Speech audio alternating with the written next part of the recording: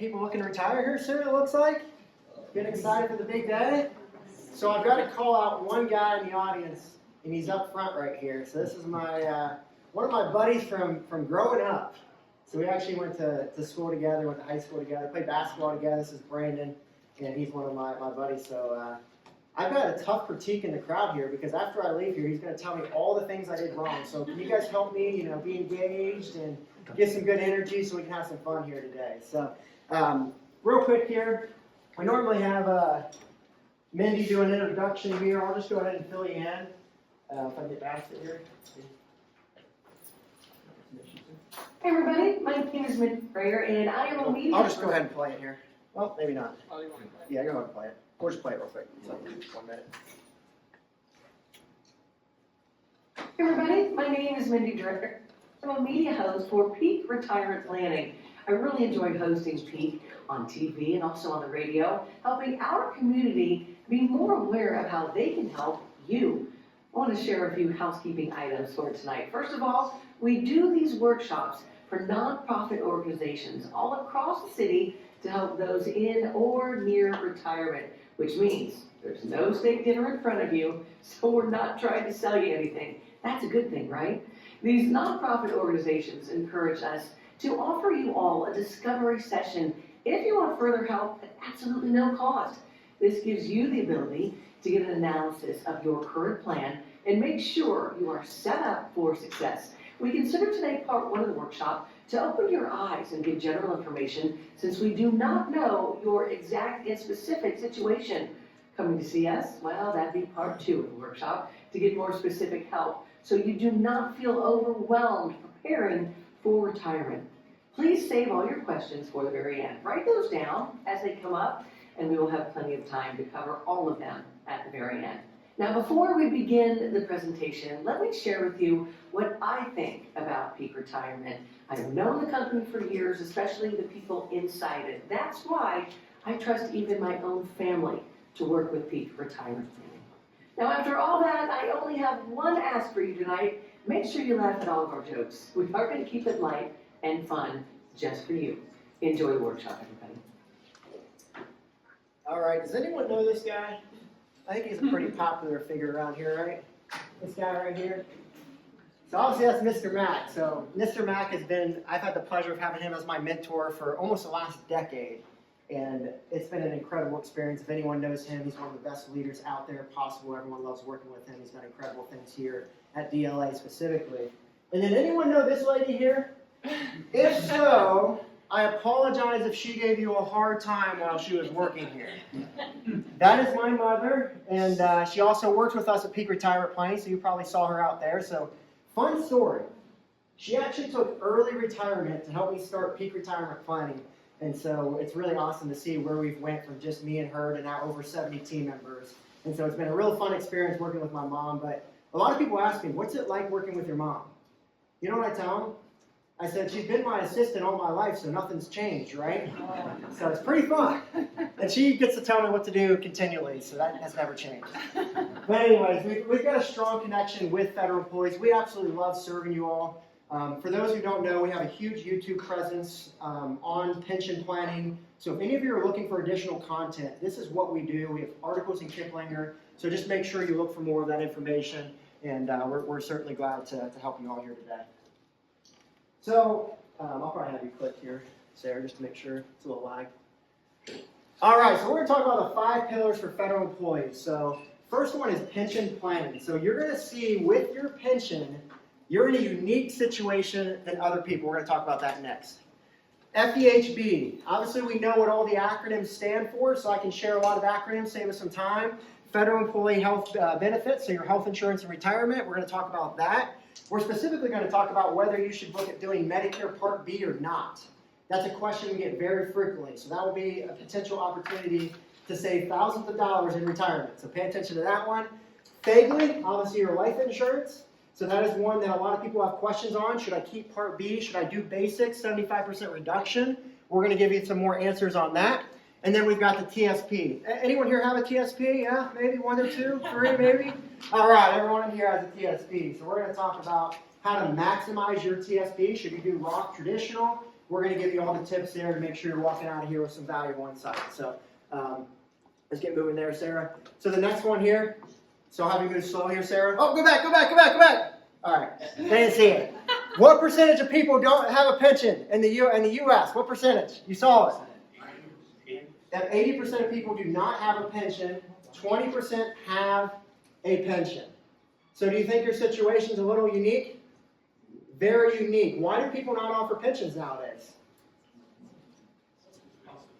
Cost too much, right? You all are living longer, and so they don't have the funds to be able to provide that for a longer period of time. And as you know, anyone know the CSRS system?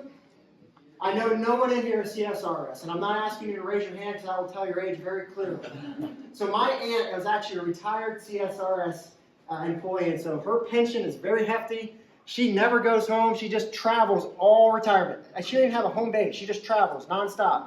And she's able to do that because of that awesome pension she had with CSRS. So obviously the FERS pension isn't as generous, but what do you get? Obviously the TSP match, as you all know. We'll talk about that.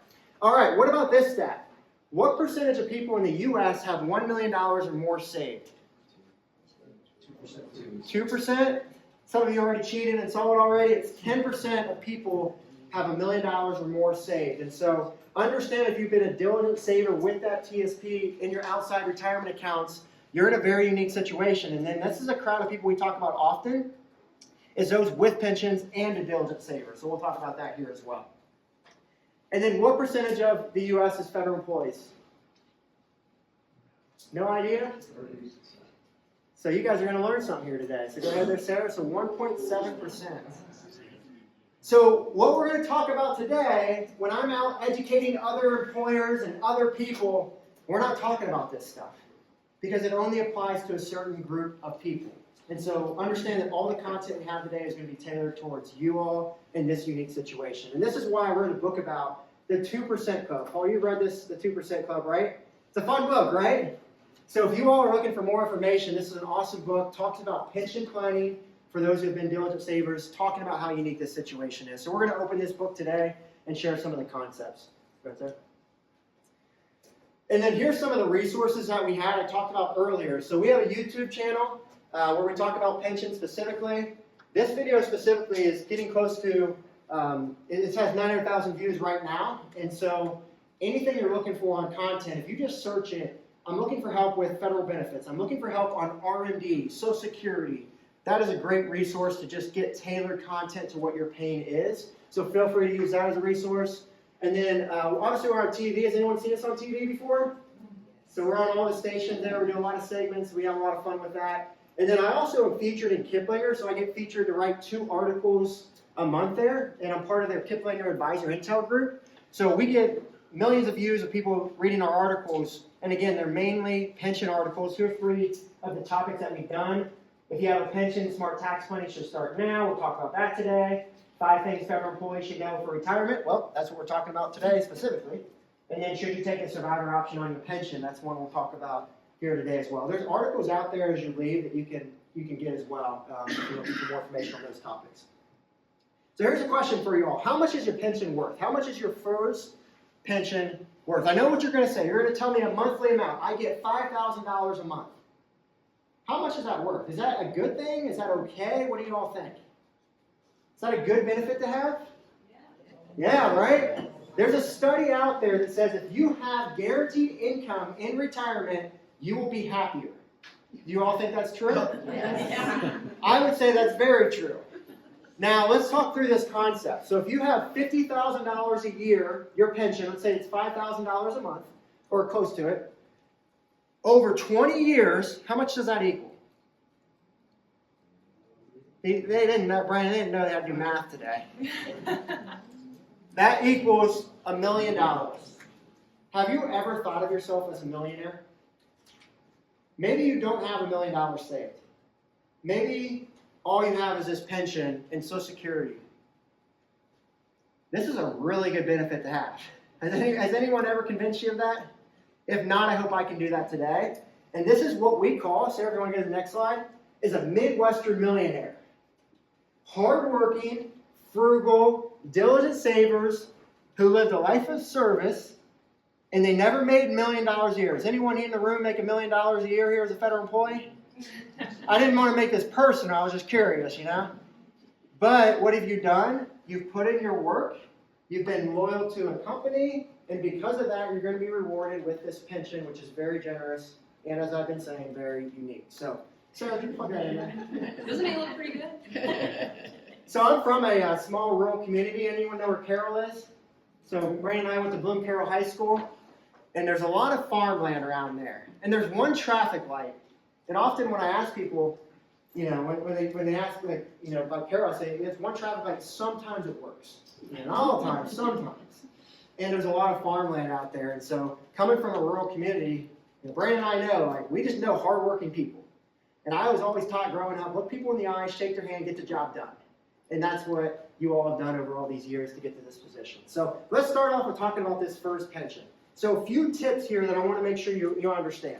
First is, if you wait till 62, you get a little kicker there, right? So you get a 1.1 multiplier instead of a 1 multiplier. So don't come to us and say, we want to retire at 61. What are we going to tell you? Can you make it work one more year, right? We actually had someone come to us one time, and that was the situation. And I said, hey, you can retire today. The numbers look fine. You'll be okay. But let me just show you what you're missing if you retire just 1 year sooner. And they said, yeah, we'll wait it out. So that's ultimately something to think about. Survivor options we're going to talk about as well here. So if you are married, you're going to have some decisions to make of what to do with your pension if you pass away. Is it free for your spouse to get your pension for the rest of your life? No. So there's options to it. You can go click through all of them, sir. So we can have a no-cost option, but that means the spouse gets nothing. Do we like that option? No. Of course. You're an awesome wife. You're an awesome wife. That's what I like to hear. So obviously that's something that a lot of people think, well, I got to provide for my spouse. I need to do this. Typically our number one goal in planning is to make sure the spouse is taken care of no matter what happens. A question I would ask you to think about is, which of these options do you need, and could you be overpaying for a benefit if your spouse doesn't need that benefit? So let me talk through this concept because I don't want to make it feel like I'm trying to let your spouse down, right? We know they're not in the room. I don't want them to call us up and say, what'd you tell my spouse, right? We don't want that. But think about it this way. What if your spouse is 10 years older than you and has health problems? Do we want to take that survivor option? Potentially do. You don't know your specific situation, but the likelihood of them predeceasing you is very high. And so what happens when you pay this 10% of your pension towards this every month? Do you ever get that back? No. No, it's a sunk cost. So you could end up paying thousands or hundreds of thousands of dollars into this and never see anything back from it. So what are some options here? You could look at life insurance. You want to be careful of that. The cost could be higher the older you get. You also have to be aware that you may not be insurable based on health. But these are all things to think about as you run your numbers there. Now, here's a key point that many people forget about the survivor option is what happens if you choose 0% and you pass away. Does your spouse get to elect your FEHB? No. So if you want your spouse to take the federal health insurance, then you would have to elect one of those options there, the 5% or the 10% there. So hopefully that gives you some clarity of how that operates. But as you see, that 10% cost is pretty significant. We just used a $50,000 pension earlier, right? What's 10% of $50,000? Where are my math majors at? 5,000, right? If you live 20 years, it's $100,000. And again, if the spouse predeceases us, we just wasted that. But there is nothing worse than passing away and your spouse not having enough. So we have to make sure the numbers work before we even think about not taking that. Maybe you have more saved. Maybe they have a pension. Right? These are the things we have to think about. And then with the FERS pension, I've talked about this earlier, but there leads to more tax planning complexities. The more money you have, the more tax you have. Has anyone heard that concept before? But so you need to be aware that taxes are likely going to be the biggest expense in your retirement. And unfortunately, it's the one plan for the least. So if you have one takeaway from here, I hope that you understand that you need to start tax planning soon if you haven't in the past. And so Sarah's going to break down a lot of those concepts here as well here today. All right, I briefly mentioned this earlier. What do you think? Do you think we need Medicare Part B if we have FEHB? What do you all think? No? Yes? Maybe? It depends on the situation. But I'm just going to use a case study that I know very dear to my heart with my father. So my mom, obviously early retirement. When my dad turned 65, we had an option. We had a decision to make. Do we want to pay right now, what is it, $202 a month, Sarah, for Part B? Do we want to pay an extra $202 a month? Or do we want to have FEHB handle everything for us? Does anyone like paying $202 a month? But you all want to have the right health insurance in place, right? You don't want to have to pay thousands of dollars because you missed something. So what we did for my dad is we looked at his FEHB coverage, the one he specifically chose. We looked at what Medicare Part B would cover. We did an analysis, and what we ended up deciding on is not doing Medicare Part B. And we didn't take any shortcuts in doing so. My dad has all the coverage he needs. He's comfortable with that coverage. He's good to go. So that is the decision that some of our clients elect Part B, some do not.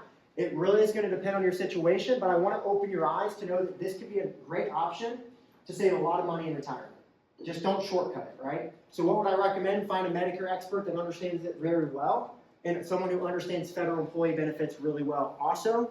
That's going to allow you to decide what's best for your specific situation. Next one, FEHB, life insurance. So a few key points here I want to make sure I emphasize. If you have Part B FEHB, I want you to rethink that. Unless you have health issues and you couldn't get health insurance or life insurance on your own. What we typically see with FEHB is what happens to the cost the older you get. It goes higher and higher and higher, right? Just like VGLI as well, if we have any vets in here. This is something that can get really costly throughout your retirement. If you have the opportunity, if you really need insurance, if you really need life insurance, it may make sense to get a private insurance policy now that doesn't increase in cost. It stays the same. And maybe you may pay a few extra dollars now, maybe less, maybe the same, depending on your age, but it will save you a lot of money over time potentially based on the situation. So just want you to look into that so you're not just captive to that higher cost insurance that's going to just eat you alive as you continue to get older and older and older. Because the closer you get to life expectancy, the more you need it. FEHB knows that. They want to raise your costs there as well. Now, anyone heard of 75% reduction? This is a great benefit to have, so definitely want to write this down if you're looking to retire within the next 5-10 years especially. This gives you the opportunity to get I call it a burial policy, get a death benefit that pays out to you and you don't have to pay for it anymore. So let's say you had $100,000 of life insurance, you can get $25,000 that will pay out when you pass away. And all you have to do is own it for 5 years before you retire, and that's the only key thing to really know there.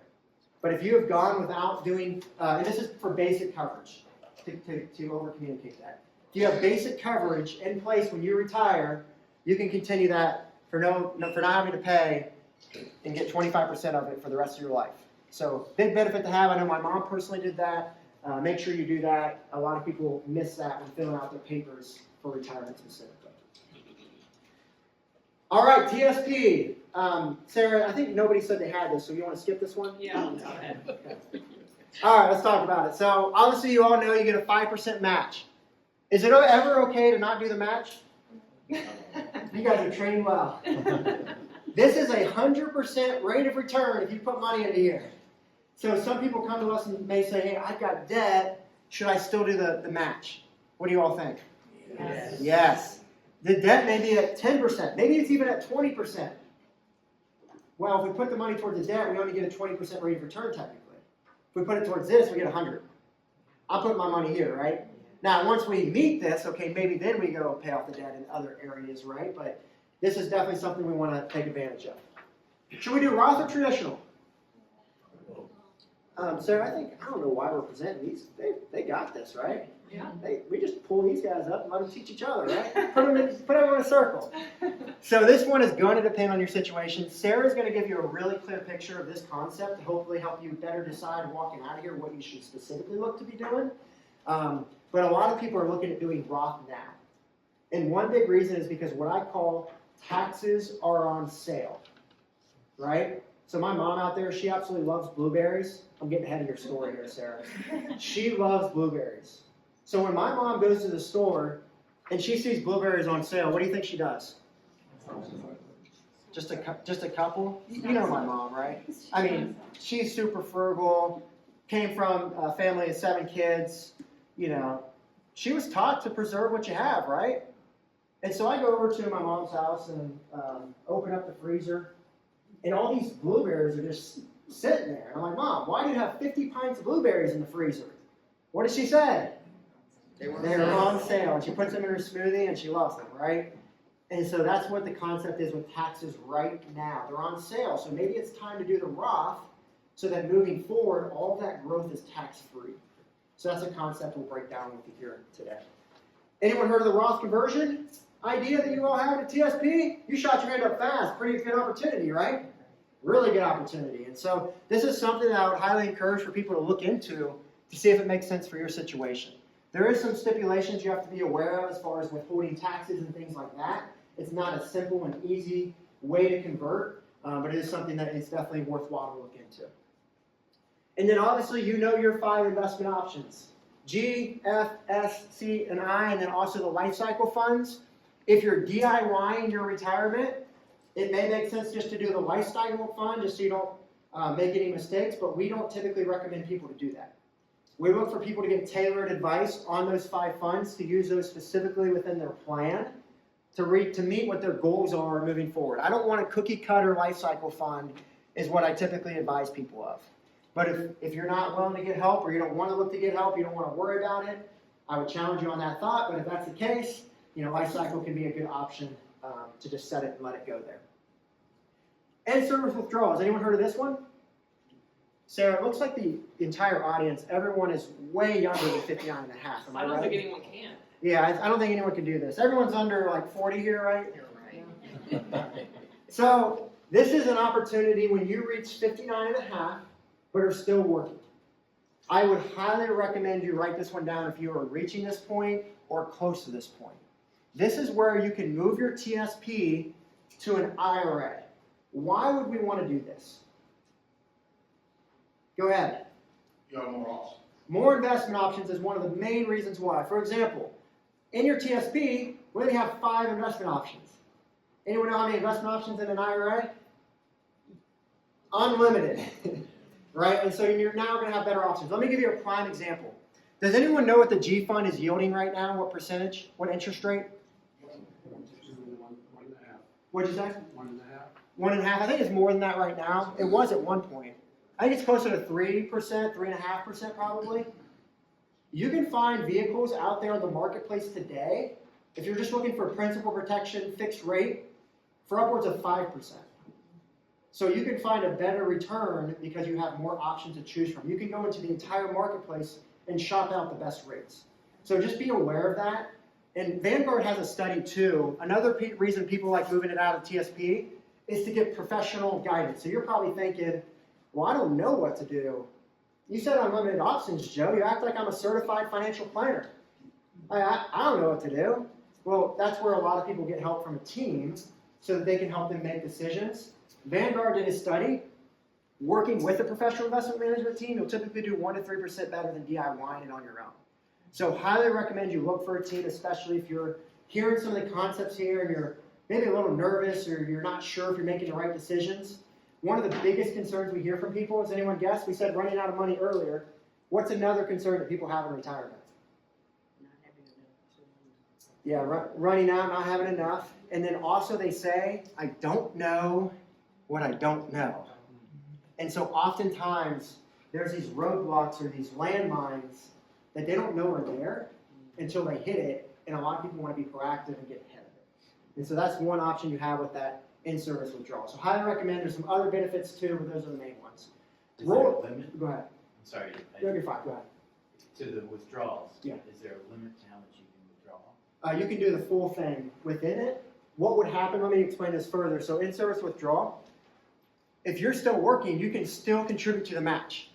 So all that happens is your balance of your TSP moves over to an IRA. You still have your TSP in place. It would just show $0. until your next paycheck goes into it. So that's how that works. But and then once you retire, then you can move that TSP, whatever's left, back over to where you moved it forward initially. The rule of 55. Anyone planning to retire before 59 and a half? Yeah, a few people. Make sure you write this one down. This gives you the opportunity to withdraw from your TSP without penalties. Great benefit to have. Now, this is something to be aware of. So if you liked what I just said and you said, I want to work with a team, I want to get professional investment management help, I want this taken care of for me so I don't miss anything. If you ever work with an advisor who tells you to move every dollar of your TSP out when you retire before 59 and a half, go run away. That's someone who doesn't understand how your benefits work. And so you always want to make sure you leave behind at least something in your TSP so that you can access it penalty-free if you need something for an emergency or income, whatever you may need it for. But once you move it to an IRA, it's now a 10% penalty. Does that make sense to everyone there? So that's for those who can retire earlier. All right, Sarah, what we got next? Taxes. Anyone have this look on taxes? And we'll cover questions at the end if you just want to write it down there. We'll make sure we get to all of them there. Sarah, is this a picture of you? It sure looks Or is like this a picture of Megan?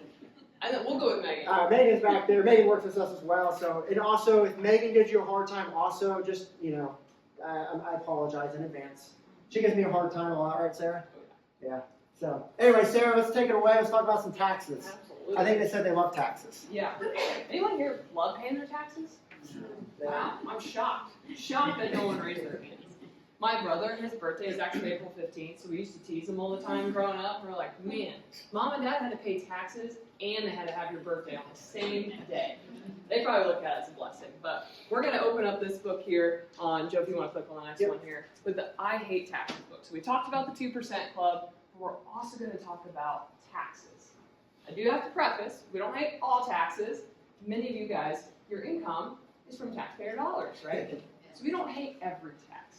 We just want to pay our fair share and not a penny more. Yeah, I don't want anyone to fight me here, Sarah. We didn't write this book so that you could make less money. Is everyone okay with that? We appreciate our military, our first responders, right? We have a lot of things to be appreciative of. But anyone have a guess on what in the average American household, overpays in taxes in their lifetime? $10? Think it's just 10? It's a lot. It's nearly $300,000 in their lifetime. So we're going to talk through some strategies here to help mitigate and help get more back in your pocket here. So go ahead, Joe. We actually have the tax code in our lobby, and this is pre-One Big Beautiful Bill. So that's over 6,000 pages. Now add another 2,000 on top of that. Everyone feel like experts, felt like they read the full thing, cover to cover? Well, Megan back there, she loves to tell me, well, I wish I could take these books and throw them in that fireplace. And I feel pretty good for a moment. I feel like I got her back. Well, I would like to remind Megan of two things. One, there's a lot of opportunities in here we need to be aware of. Secondly, it's an electric fireplace. It doesn't work that way. But we'll get going on here well. I gave him the hints. Go They ahead. did. Go ahead. I didn't see it. Any guesses what the top marginal tax rate has been in U.S. history? I'll give you a hint. Today it's 37%. Do we think it's higher? How much higher? Twice? Maybe in like the 60, 70%? You're saying at a certain point we would only get to keep $3 out of how do we make that? That's a lot. Wow. Who are we working for at that point? Exactly. Even more here. 94%. This is off the heels of the Great Depression, the World Wars, and fun fact, it's actually the height of Ronald Reagan's acting career. And if he made just 2 movies, he's already in that 94%. Any guesses what state he lived in? California. Anyone know what the state income tax was? It's the other 6%. So if he made just 2 movies, he was working for free. No surprise when he gets into office, we see taxes start to take a nosedive. We get about 70%. Like Joe talked about, makes you appreciate 37 just a little bit more. The question is, we know where taxes have been, we know where they are, but where are they going to go? Any thoughts? Up. Anyone know what our current debt bill is? It's almost 40 trillion. Right now it's $39 trillion. Think of Medicare, Social Security, other underfunded programs. Experts suggest one of two things has to happen. One, the government can spend less. I don't know about you, but I'm not sure last time they spent within budget, let alone less.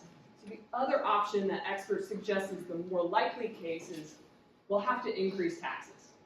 And it may not matter who is in office, it's just a matter of necessity at that point. So what can we do about that?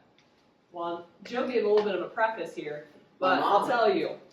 We have a thing called Peak Olympics in the summer, where our team gets together, we have some competition, some friendly competition, and he is not kidding. We went into Jill's house, and we were in the freezer looking for some popsicles, and my goodness, we thought he was joking about the blueberries.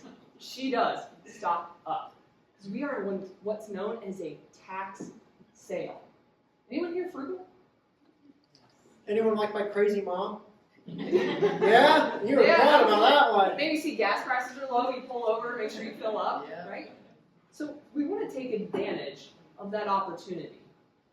I'm going to click the next one here. But has anyone ever heard this quote? Defer your taxes, you'll be in a lower tax rate in retirement. Is that true? You get a lot of mixed opinions. I'll argue on the one side here for a moment. For a majority of Americans, this is actually true. Even 50% of us won't even pay taxes in retirement. So who is that not true for? Well, pretty much everyone in this crowd. People with pensions, and anyone who's been a diligent saver. So it's almost like getting punished for doing the right thing, because you've worked hard and you've saved. So let's go in here and talk about tax-deferred bucket. What's in this tax-deferred bucket? Think TSP, right? Maybe we have an old 401k, maybe an old 403b, maybe an IRA out there, but they all work the same way. And the big thing is when we pay our taxes. So if we have $10,000, we put money into this account, do we pay our taxes? Bingo, not right away. So it grows and it grows and it grows. It's now $100,000. What happens when we take those taxes or those dollars out? Got to pay our taxes. So my question to you is it all yours? We had a gentleman, he had said, well, I have $1 million, I'm ready to retire. Well done, good job saving. There's just one thing. You don't have $1 million. I said, well, yes, I do. I'm looking at my statement right here, my TSB. It shows I have $1 million, ready to retire. Whose name is he missing there next to his in invisible ink? Uncle Sam. He's waiting there. You've essentially signed a joint account that he's a beneficiary of. And there's two ways we pay our taxes. One, of our own accord. It's when we choose to take those dollars out. Think home repairs. Maybe we just have day-to-day needs. We have a trip upcoming. But the key thing is you chose to take those dollars out. What's the second option? Well, when you hit age 73, if you were born 1960 or before, or age 75 if you were born after, you're forced to start taking dollars out. Never a good thing when the government forces us to do something. Usually a suggested planning opportunity, right? This is what's known as a required minimum distribution, an RMD. But is this the worst thing to have our dollars in? We've talked a lot about taxes here today. Let's think back to that slide a couple minutes ago. And if tax rates were nearly in the 70s, probably made the right decision by deferring. The question is, are you making the right decision today with the tax sale that we have? So what are our other options? We have tax deferred, but we also have tax free. What's in this account? Well, we have HSAs, we have DSTs, cost segregation, 1031 exchanges, a whole slew of things, but we're primarily going to be talking about Roth IRAs. Anyone here have a Roth? Maybe Roth part of your TSB? Well, how does this account work? Let's go back to that same $10,000. We put that into the Roth, what happens? We've got to pay our taxes, right?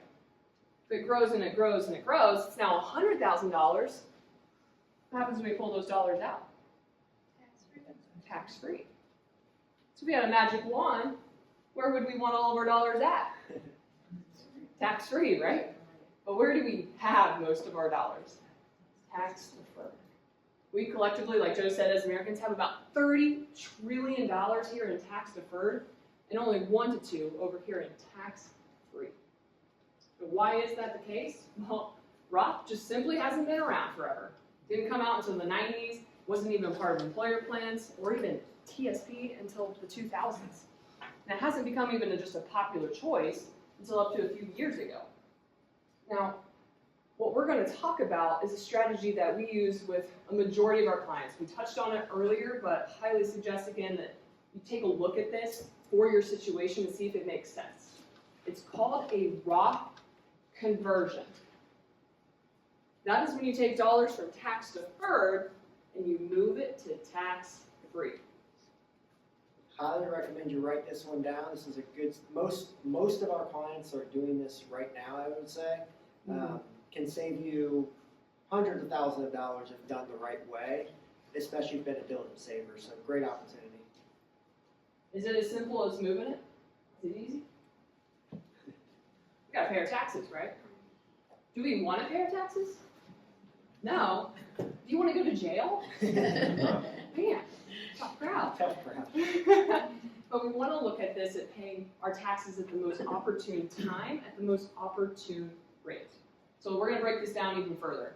Joe, if you want to click the next slide. So Joe came from Carroll, but I came from Mercer County, Ohio. Anyone ever heard of Mercer County? Maybe heard of Salina Lake? Well, there's 2 things that area is known for. 1, high school sports. They love their sports. It's the biggest thing that goes on in the summer and even in the wintertime. But the second thing is agriculture. And my father, he's a farmer. Now, does anyone know what a CFP is? Well, most people think Certified Financial Planner, and I would argue you are correct. But my dad, he thinks it means a chicken farmer professional. Okay. All right, Mr. CFP, I said, would you rather pay taxes on the seed or on the harvest? What do you think he said? On the seed, right? He wants to bring the whole harvest home. So if we think about Roth conversions, we want to see what makes the most sense.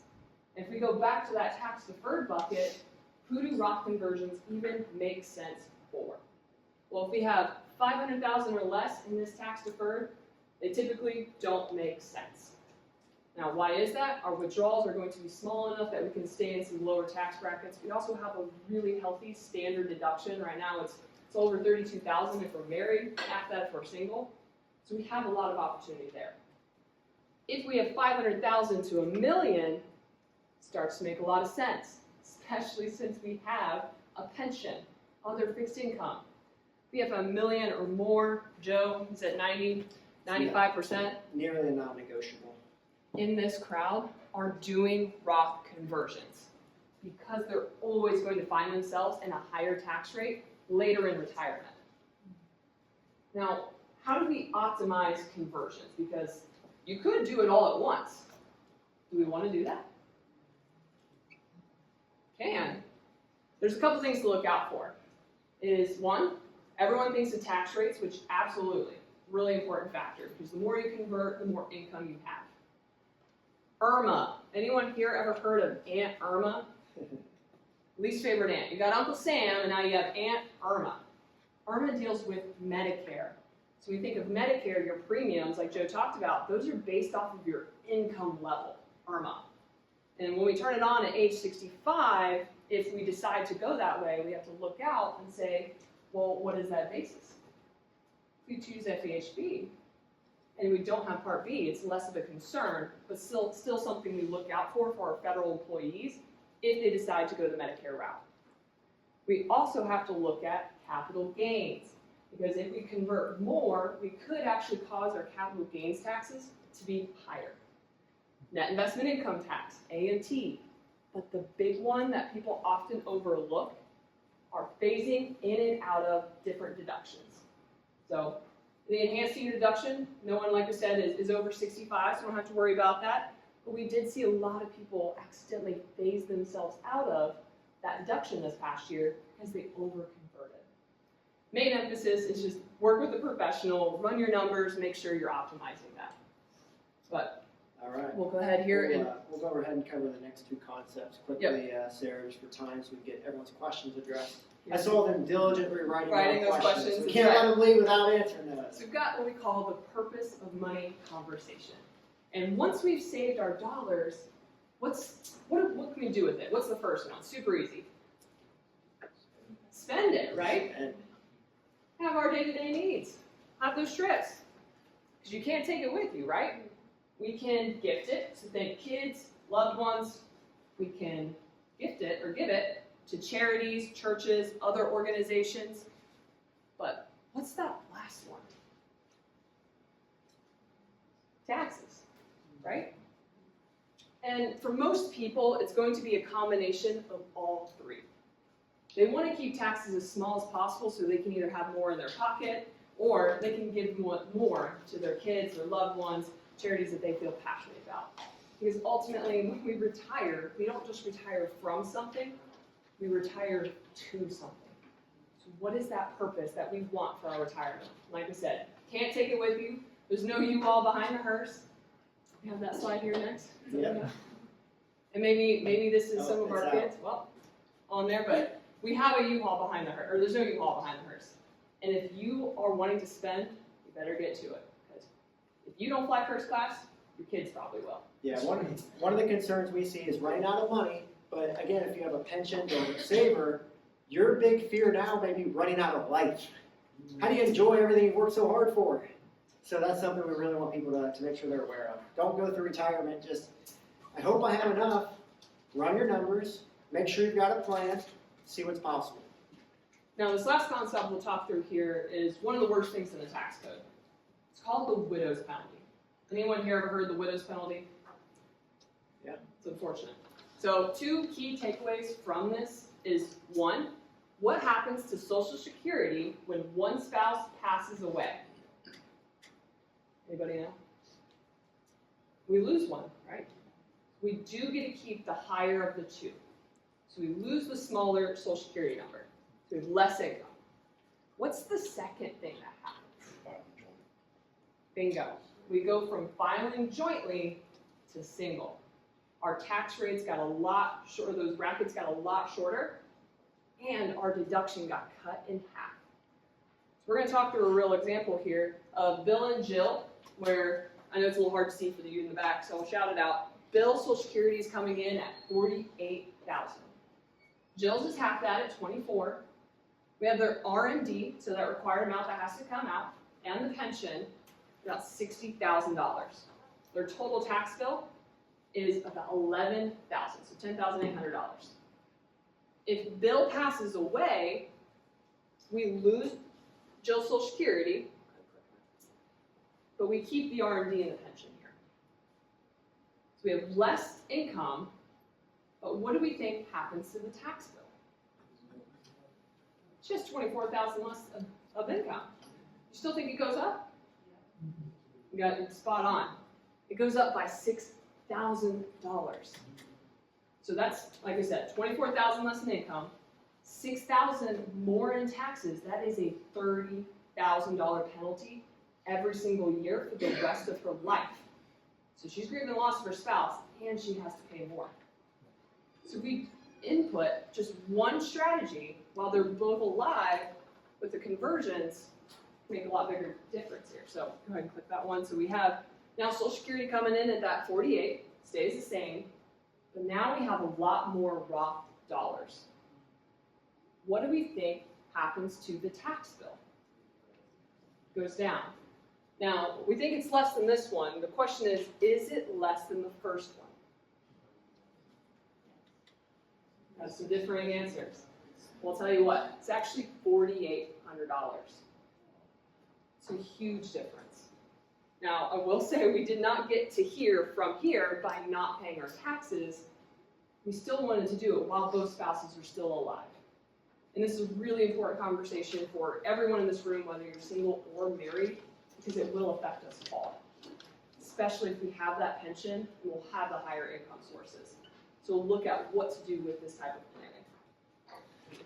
So let me tell you a fun story about this concept. This is my Uncle Chuck, and Brandon knows my Uncle Chuck here.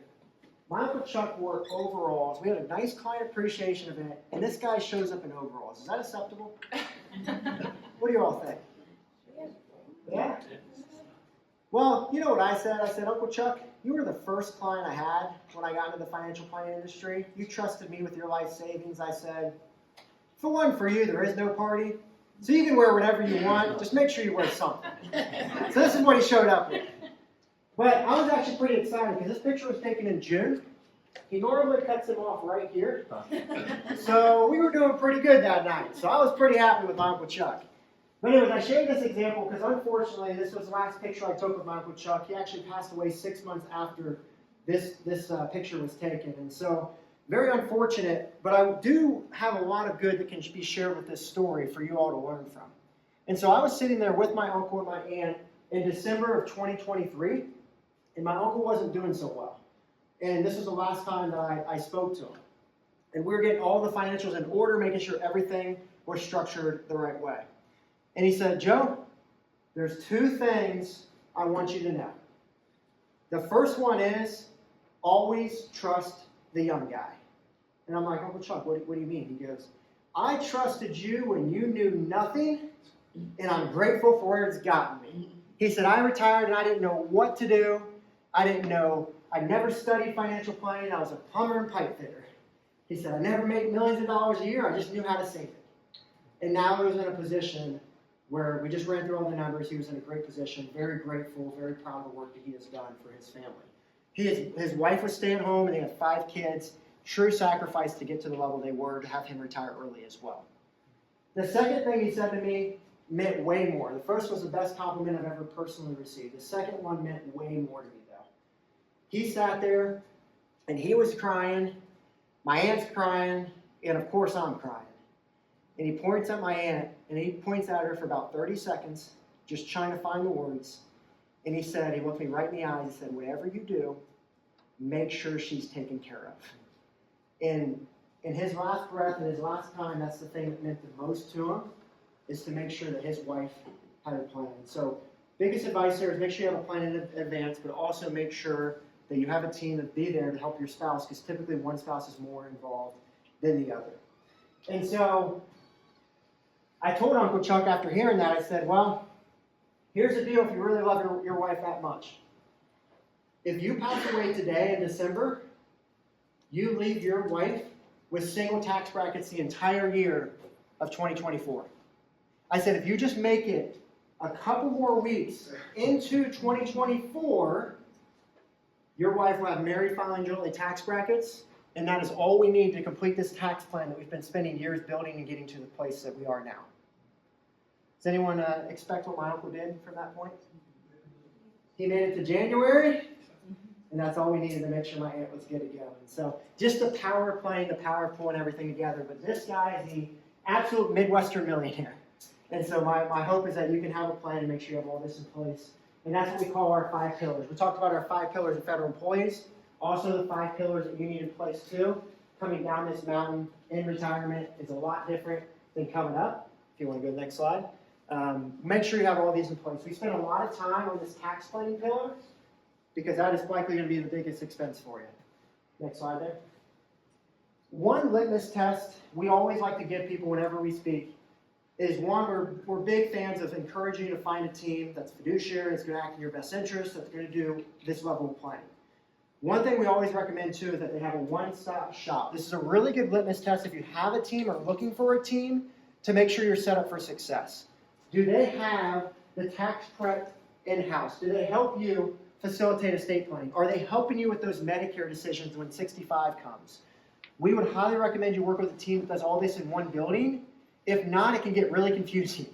A lot of times before we did the one-stop shop structure, we would try to call our client CPA. They wouldn't get back to us. They wouldn't know what's going on. And it led to some complexities and things being missed. So highly recommend to do the 5 pillars and have a one-stop shop here.